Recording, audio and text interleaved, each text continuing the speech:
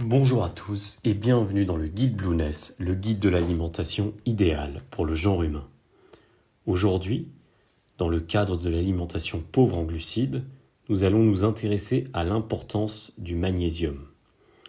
En effet, avec le potassium et le sodium, le magnésium est l'un des minéraux et compléments alimentaires indispensables dans le cadre d'une alimentation pauvre en glucides et riche en graisses. C'est pour cela que j'ai choisi de focaliser dessus dans ce podcast de l'alimentation Blueness. Alors pour rappel, le magnésium participe au bon fonctionnement du système nerveux, il permet de diminuer le cortisol, il régule l'équilibre hydrique et améliore le métabolisme énergétique. Il agit comme un cardioprotecteur et un vasculoprotecteur en augmentant la résistance des vaisseaux sanguins. Il augmente également la solubilité du calcium et aurait donc des effets préventifs sur les calculs rénaux. Selon de récentes études, il participerait au bon fonctionnement de la mémoire et favoriserait la plasticité cérébrale, c'est-à-dire la capacité du cerveau à s'adapter avec l'expérience. Il a également des propriétés anti-inflammatoires et anti-allergiques. Un manque de magnésium accélérerait le vieillissement de nos cellules. Sur le plan sportif, une carence en magnésium entraîne généralement une chute des performances et une diminution de la capacité à récupérer. De manière générale, le magnésium améliore la production d'énergie par l'organisme, notamment en agissant sur l'activité mitochondriale. Il aide aussi à réguler la glycémie et la synthèse des protéines. Bref, c'est un électrolyte absolument central pour l'organisme. En France, et plus généralement dans les pays développés, l'apport moyen en magnésium est bien en dessous de ce qui est recommandé. Il y a plusieurs causes qui peuvent expliquer ce phénomène inquiétant. Tout d'abord, le stress, l'un des fléaux de nos sociétés modernes. Le stress est un grand consommateur de magnésium. Les glandes surrénales libèrent des hormones, dont l'adrénaline, qui causent une sécrétion de vitamine K au sein des cellules. Or, la vitamine K chasse le magnésium hors de la cellule. Ce magnésium en excès dans le sang est alors évacué par les reins dans les urines. Ensuite, l'alimentation. Outre la cuisson à l'eau, qui peut faire perdre jusqu'à 50% des minéraux contenus dans les aliments, on retrouve parmi les facteurs aggravants l'appauvrissement des sols, l'emploi d'engrais nocifs, la consommation de produits raffinés et une diminution des légumes verts et autres ingrédients riches en magnésium.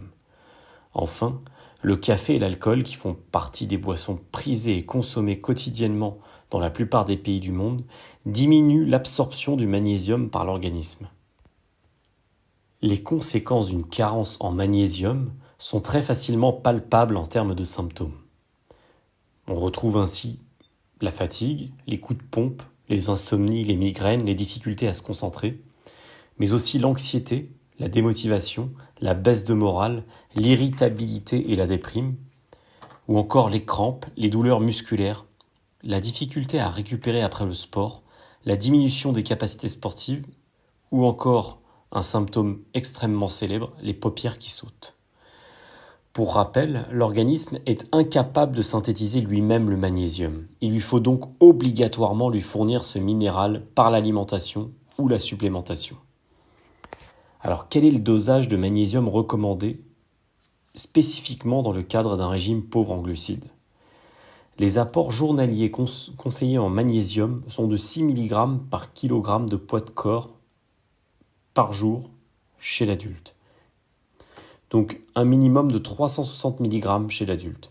Pour un adulte d'environ 80 kg, les besoins minimums tournent donc autour de 480 mg par jour. Toutefois, ce besoin est accru chez le sportif, l'adolescent, la femme enceinte ou allaitante, ainsi que chez les personnes âgées.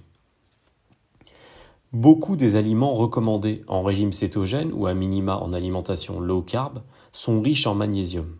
On retrouve ainsi le chocolat noir, les maquereaux, les graines de chia, les épinards cuits, les avocats, les noix du Brésil, le chou, la roquette, les légumes verts. Il ne vient donc pas forcément tout de suite à l'idée de se supplémenter.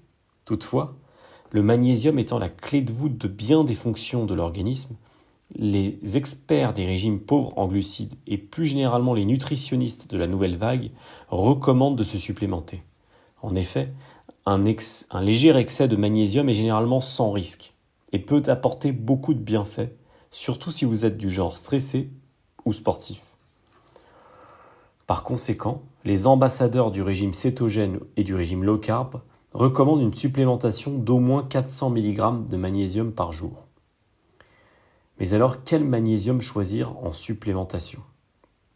Il existe différents types de magnésium, mais la plupart présentent certains inconvénients, parmi lesquels une faible biodisponibilité ou encore des effets laxatifs.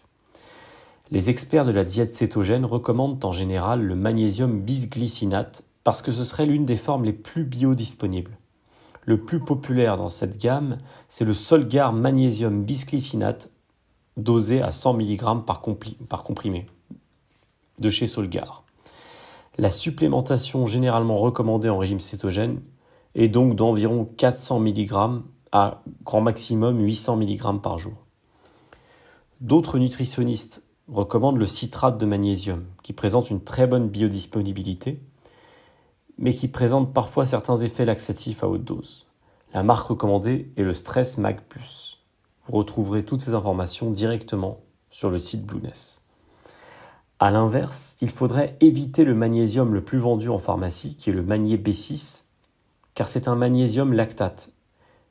Et il entraînerait en fait des effets contraires à ceux recherchés, notamment le manque de récupération musculaire et une augmentation de l'anxiété. Vous retrouverez cette information sur le site thierrysoucard.com. En d'autres termes, il ne faut pas opter pour les formes lactate, aspartate, glutamate, mais bien pour la forme bisglycinate ou encore citrate. Ce sera tout pour aujourd'hui et je vous dis à très bientôt dans le guide Blueness.